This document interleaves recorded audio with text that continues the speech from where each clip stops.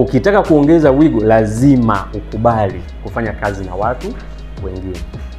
Sasa building a team has its challenges. And one of the challenges ni kuwajua watu.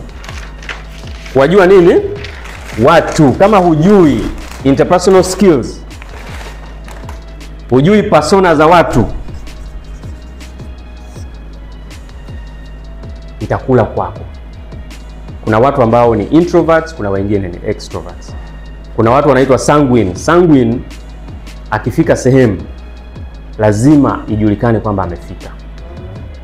Unawajua Yaani akiingia humu atawasalimia wote. Hey, mko salama? Huyu ni sanguine. Sasa CIA waliwahi kutengeneza kanuni, formula ya kujenga timu. Wakasema timu yako isikose hawa watu wanne. Timu yako isikose hawa watu wanne wenye tabia hizi, na wakatumia wanyama. Wakatumia lion,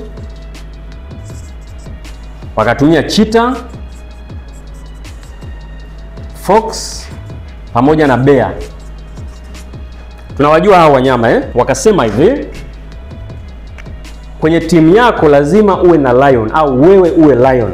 Lion ni mtu ambaye anafanya maamuzi, decision maker.